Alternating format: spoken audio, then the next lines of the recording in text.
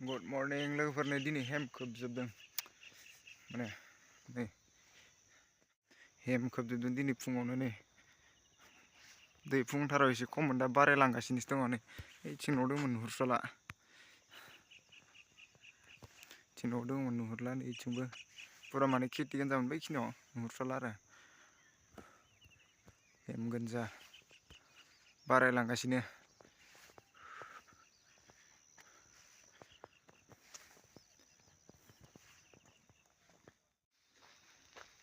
बारायनायनिफ्राय बारायलांगासिनोसो दङ माथो हेमा लोगोफोरनि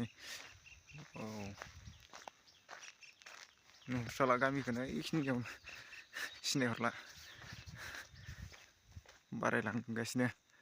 माने दै फुङावहा 5टासोआव 5:30टासोआव गैस्रामोन दासो बारायलांगासिनो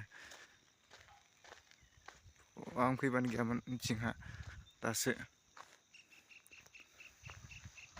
औ थान्दा थान्दा कुल कुल दिनै बोथोरा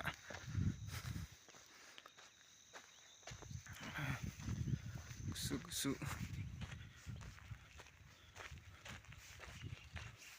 गुसु गुसु जोंना दलङाबो बिराद दिगदार जायो बे दैज्लाङाव थांलाय फैलायनि थाखाय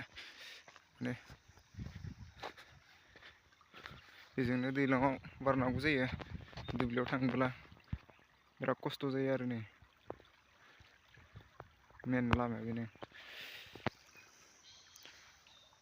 बेजों थांनांगौ जायो दुब्लियाव खिन्थु नै दलंनि हाल साला जारलासो